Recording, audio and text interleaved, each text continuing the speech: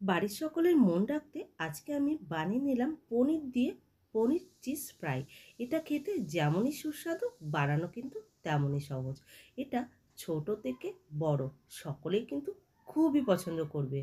আর এই চিজ পনিরটা সন্ধ্যাবেলার টিফিনে কিন্তু দারুণ লাগে খেতে। বাড়িতে কোনো গেস্ট আসলে ঝটপট এটা বানিয়েও দিতে পারবেন, খুবই কম টাইমে তৈরি করা যায়। তাহলে চলুন ভিডিওটি শুরু করা যাক। চিজ পনিরটা তৈরি করার জন্য এখানে আমি 150 গ্রাম পনির নিয়ে নিয়েছি। আর পনিরটা এবার ছুরি দিয়ে চৌকো চৌকো করে কেটে নিচ্ছি। প্রিয় দর্শক বন্ধুরা, ভিডিওটি পুরোটা দেখার অনুরোধ রইল। ভালো লাগলে লাইক, শেয়ার ও সাবস্ক্রাইব করে পাশে থাকবেন। এবার পনিরগুলো মাঝখান বরাবর ছুরিতে কেটে নিলাম। সবকটা পনির একইভাবে কেটে নিলাম। এখানে আমি নিয়ে নিলাম একটু আমুলের চিজ।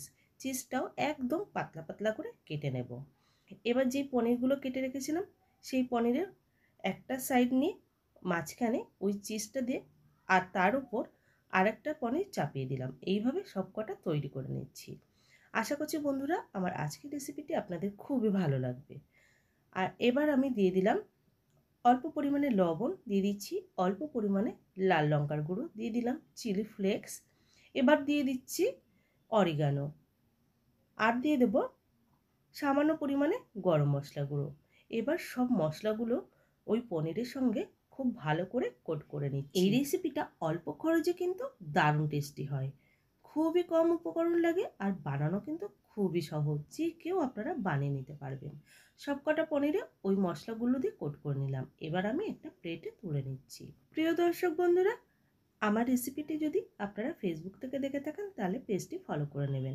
এবার একটা মিক্সিং বোল নিয়ে নিয়েছি, তার মধ্যে আমি 4 টেবিল চামচ কর্নফ্লাওয়ার দিয়ে দিলাম, আর 1 টেবিল চামচ ময়দা দিয়ে দিলাম, অল্প পরিমাণে লঙ্কার গুঁড়ো আর অল্প পরিমাণে গোলমরিচের গুঁড়ো। এবার শুকনো উপকরণটা মিলিয়ে নিয়ে দিয়ে দিলাম অল্প অল্প জল। তারপর ব্যাটারটা খুব ভালো করে তৈরি করে নিচ্ছি। ব্যাটারের ঘনত্বটা ঠিক এরকম রাখতে হবে, খুব পাতলাও না আবার খুব ঘনও না, মিডিয়াম ঘনত্বে রাখলেই হবে।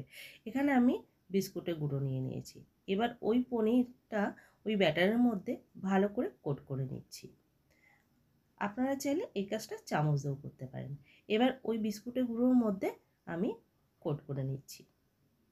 দেখুন একটা পনির কিন্তু আমার রেডি হয়ে গেছে। একই রকমভাবে আমি আর একটা পনিরও তৈরি করে নিচ্ছি। বন্ধুরা, আমার রেসিপিটি অবশ্যই আপনাদের খুবই ভালো লাগবে। ভালো লেগে থাকলে প্লিজ প্লিজ বন্ধুরা একটি লাইক আর শেয়ার করবেন।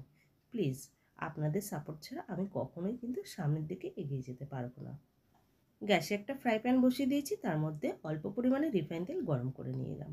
আপনারা চাইলে এটা ডোবা তেলেও ভেজে নিতে পারেন। এরপর আমি ওই পনিরগুলো দিয়ে উল্টে পাল্টে লালচে করে ভেজে নিচ্ছি, গ্যাসের ফ্লেমটা মিডিয়ামে রেখে।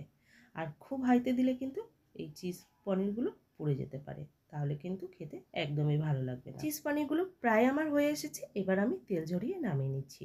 আমার যেসব বন্ধুরা নিরামিষ খেতে পছন্দ করেন তারা কিন্তু একবার অবশ্যই এই রেসিপিটি ট্রাই করতে পারেন।